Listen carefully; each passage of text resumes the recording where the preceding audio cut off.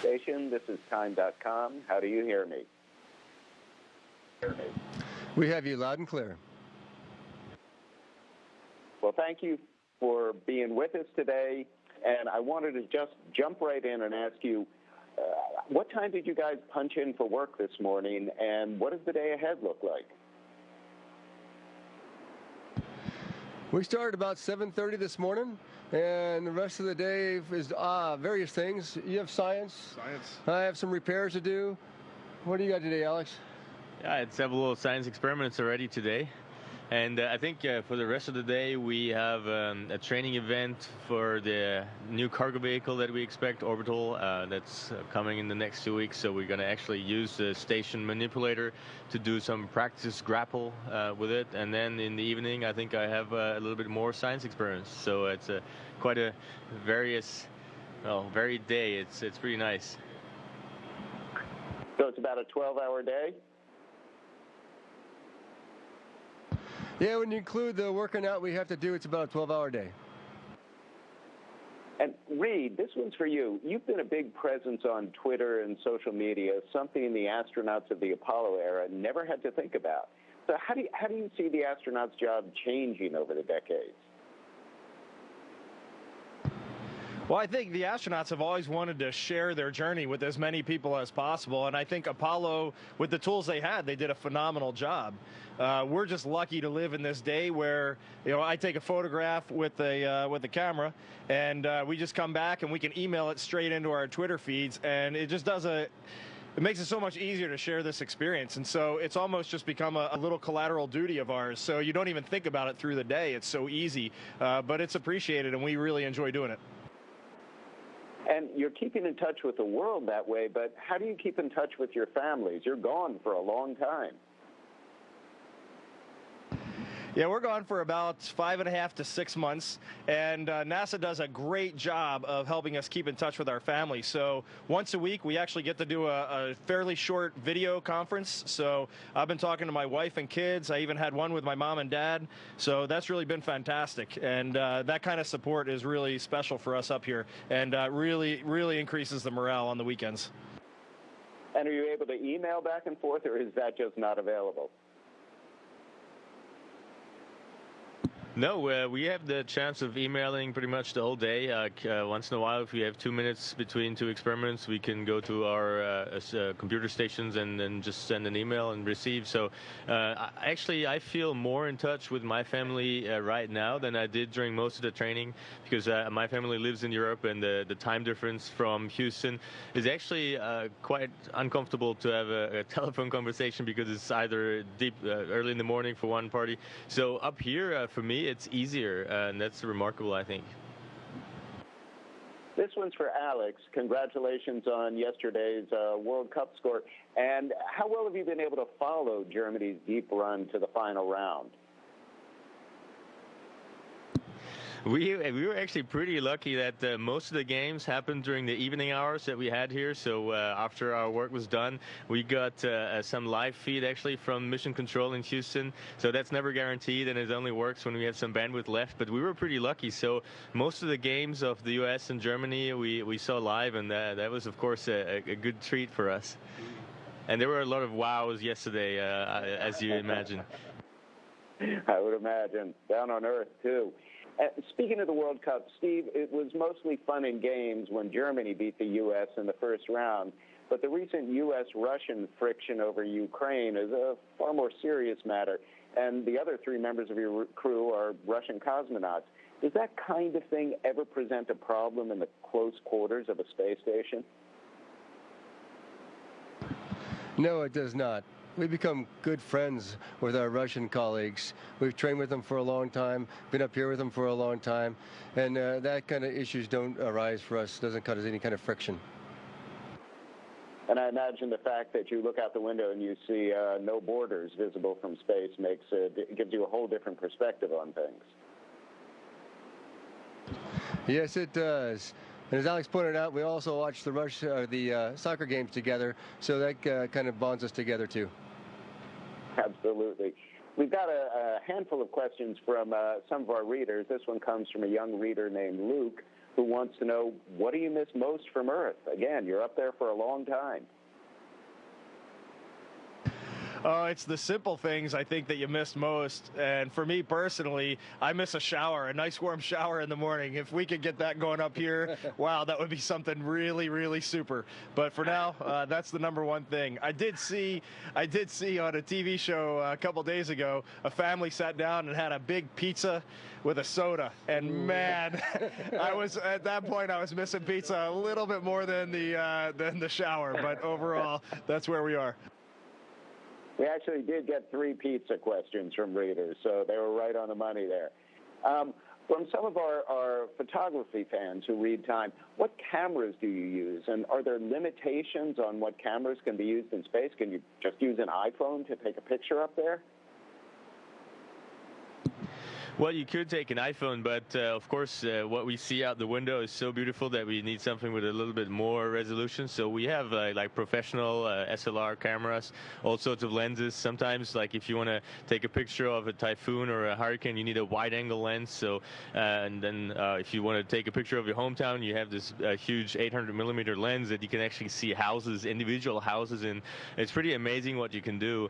And also, it's amazing to see what the cosmic radiation does. Like we really have to use up these cameras. Like they only last for half a year or a year, and then the pixel damage through cosmic radiation is so big that we actually bring up new ones. And I imagine the view of the nighttime sky, or it's always the nighttime sky, of course, is radically different with no atmospheric interference. That is true. The stars do not twinkle up here. They just are pinpoints. When there's so many of them, it's so beautiful. Where do you go for privacy? The station has as much habitable space as I think a 747, and yet that's all the space you've got. Do you ever find that you need a place to retreat and get a little time alone? Well, I'd say, working with these guys, I'd almost say no. It's always good fun. But we each actually have our own little bedroom. It's about the size of a telephone booth, so it can fit about you. And we have 2 laptops in there to connect with the outside world. But really, it's pretty comfortable, and we treat those with the highest level of respect. So my bedroom is my room, and that's my little place to go if I need some privacy. But to date, I mean, it's really just been a sleeping quarters. Most of the time we're out here socializing, inviting our Russian crew members down or heading down to see them in the evenings, and really it's a good community living situation. And speaking of sleeping, do you dream differently in space? Is there something about the experience, unconsciously knowing where you are, that changes the way you experience dreams?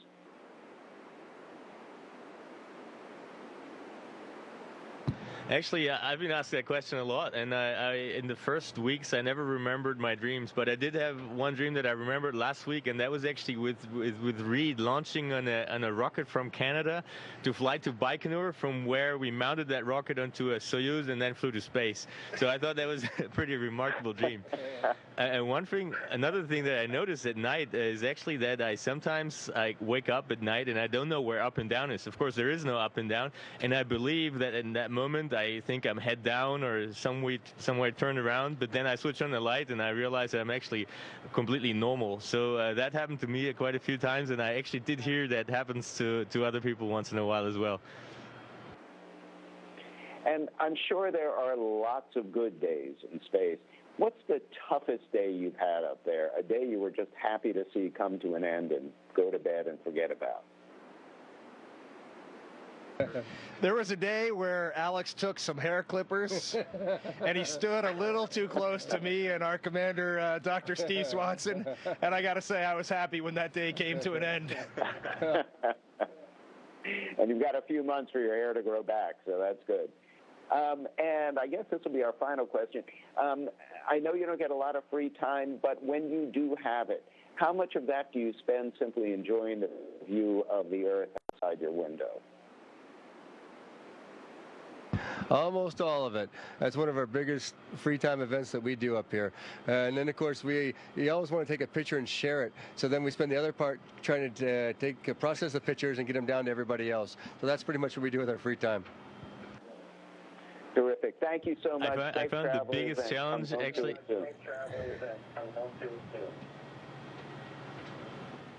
All right, we are joined live from space now, and I only probably get to say that once in my life, so I'm enjoying it.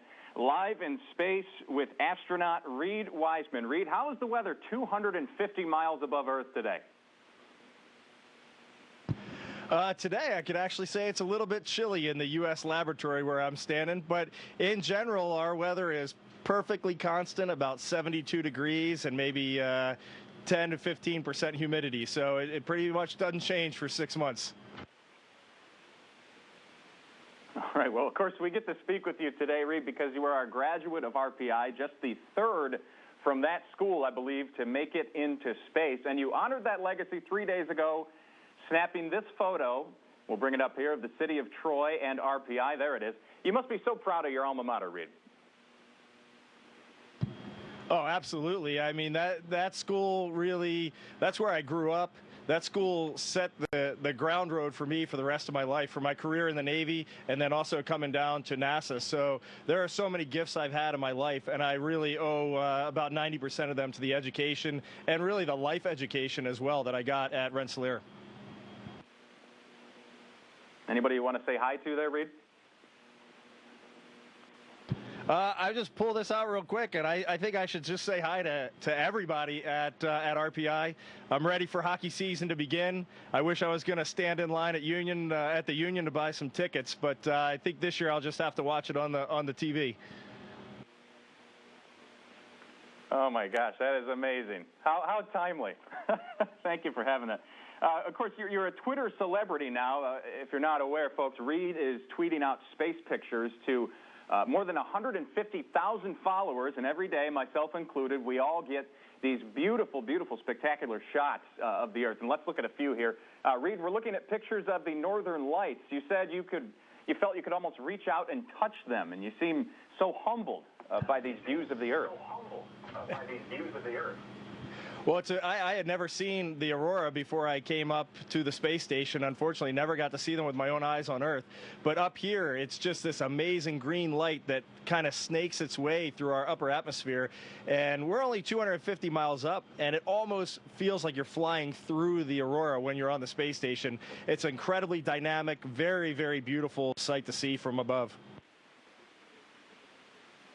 Well, it's just stunning to look at. You're keeping up with current events, too, Reed. Some pictures of our recent hurricane, Arthur, that we've got, and we've also seen some shots of Super Typhoon Nagori that's over Japan right now. What strikes you about a storm on Earth when you're able to see it from way up there? Oh, the development of the clouds, the three-dimensional look of these storms from above, being able to look at the eye of a hurricane, the eye of Super Typhoon Nagori was 65 kilometers across. My crewmate Alex was letting us know that last night. And from up here, it looks tiny. And when you really put it in your mind of how enormous these storms are, and both of these storms impacted family members of mine. My wife and my parents were on the east coast of the U.S. when Arthur hit, and then my brother and his family were on Okinawa when Nagori came through. So for me, it was more than just looking at a weather system. It was a real personal event, and it was really nice to see these storms develop and to also know that at least up till this point, they didn't cause a whole lot of damage. You've said before, too, that the clouds turn a 2D view of Earth into 3D. What do you mean by that? Well, when you look out from 250 miles up, the Earth is really just an almost perfect sphere, with one exception. When the sun starts to set or rise, and you can see the sunlight kind of coming from almost from underneath the clouds, it just lifts the clouds up off of the ocean or off of the continents that they're over, and it gives you this spectacular 3D feeling that it's really the only time you feel that up here, and it's really, really crystal clear, and it's hard to show it in the photos. I think I've captured it once or twice, but very hard to catch that. I'm sure it's just best to see it from up there. What can you tell us about Expedition 40? What sorts of science experiments are you working on? Well, we've been going for about a month and a half now, and I would say at least 50 to 60% of our days are based on science. Right now, I'm burning a lot of stuff. We have a bunch of very small fuel samples, and we're burning them here in microgravity just to see if we change the oxygen, how do these flames change, and how does the suppression of these flames change when we're up here in space. And some really exciting results. My crewmates have been working on some capillary flow experiments, looking at fuel in tanks and how zero-G or microgravity environment changes the way water works. It's amazing to watch water just creep all over. If you get some on your hand, it'll just creep up your arm. Very different than down on Earth. And of course, our bodies are huge laboratories up here. So we've been doing ultrasounds of leg muscles, ultrasounds of our hearts, our eyes. So really tons of work going on. Important work, too, but I also understand there's time for fun. We are reading some tweets about how you like to watch World Cup soccer while hanging from the ceiling. And I also understand you had to shave your head. Was that a bet that you lost or something? Yeah, it was a tragic Germany versus USA game, and my crewmates right here laughing at me from behind the camera. But that, it was great crew camaraderie, and I'm really glad we did it. In fact, I like the new haircut. I think I'm going to keep it this way for the rest of the mission. Very low maintenance, very easy up here. And really, watching World Cup has been the thing that's brought our crew together, at least for the first month up here. We have 3 Russian crewmates, 1 German, and 2 Americans. And every time there's a World Cup game on, we crowd around this little satellite uplink that we have, and we watch the play. So it was great to see Germany, Brazil last night, especially having my crewmate Alex up here. It was a big win for him. Reed, we're starting to come to a close here in our limited time. I want to draw our attention to this one picture. Sometimes you write almost poetically on Twitter, and you took this shot that we're going to see of one single die from a pair of dice kind of floating in the air over Earth, suspended in space. It seems so metaphorically beautiful, almost to say that in the end, our lives on Earth are little more than a roll of the dice. What do you think about that? Oh, I certainly hope there's more to it. I think you make your own luck, and if you work hard and you just try to be an overall good person, that you're going to have a great path. I'd say I really love that photo because here's this beautiful Earth, and there's this completely out-of-place object just floating there, and it's a human-made object. And I think that's why so many people kind of relate to this. It's a simple little die, and it looks so foreign in this place, and that's how we feel up here. We love living and working up here, but it's a completely foreign environment. It's really amazing to get to live and work in the International Space Station. It's so cool. It's so beautiful, everything you've done. And of course, I want to leave it on one final shot here that you took, since you're such a Twitter celebrity now. Your message from June 19th. You've been up there at that time just about 3 weeks when you posted this picture, beautiful view of the ocean, and I believe what you said was, I will never tire of this view. If we can roll that picture up now. It really is stunning, everything that you get to see. This guy from RPI up in space now. Great talking to you. Thanks for your time. Really a pleasure. All right, RPI grad Reed Wiseman live from space on the International Space Station. Reed, thank you much, and keep flying high.